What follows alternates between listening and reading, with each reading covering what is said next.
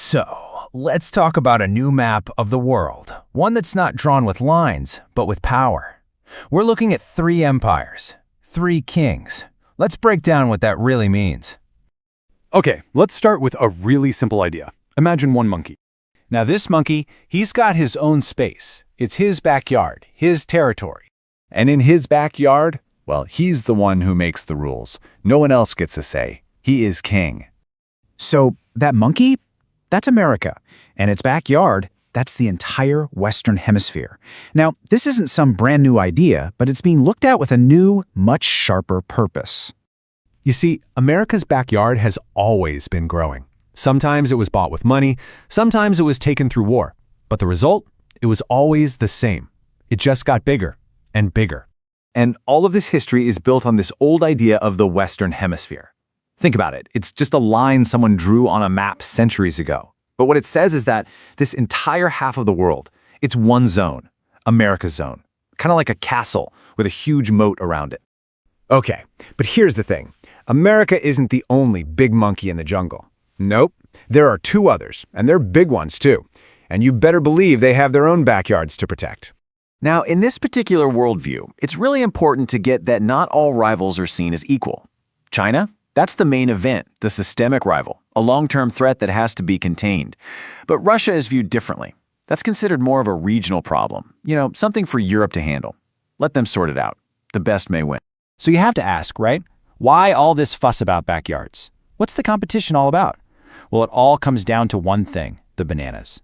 We're talking about the resources that literally make the world go round. And look at what these prizes are. We're talking about oil for our cars, cobalt and copper for our batteries, all those rare earth metals that power our tech. These are the bananas of the modern world. And here's the catch. Everybody needs them. And there just aren't enough to go around. And this leads to a really, really important strategic question. Is the whole point of this game just to get enough bananas to feed yourself? Or is there something else going on? Well, the answer, according to this worldview, is denial. The main goal isn't just about getting the bananas for yourself. No, it's about making sure the other monkeys can't get any. And that's aimed especially at China. But, there's a pretty big problem with this nice, neat little map. It's a vision, right? It's not actually reality. Because those fences, they've got some serious holes in them.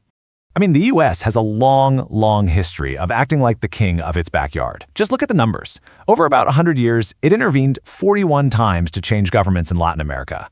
But here's the thing. Today, the king is finding some uninvited guests in his yard. So the vision is this perfectly protected yard with a big, strong fence all around it. But the reality? Well, the reality is that China is already inside. They're building infrastructure, they're mining for resources, they're cutting deals. They aren't just visiting anymore. For all intents and purposes, they've moved in. And it's not just that. Even America's own neighbors are kind of ignoring the fences. The president of Argentina put it pretty plainly, didn't he? Geopolitics is one thing, commerce is another. Basically, they're going to sell their bananas to whoever's paying the best price. So, that leaves us right here. 3 kings, 3 separate yards. But the world's resources, all those bananas, they're finite. There's only so much to go around. So what happens when the lines someone drew on a map don't match up with what people actually need on the ground? What happens when one of those kings starts to get really hungry?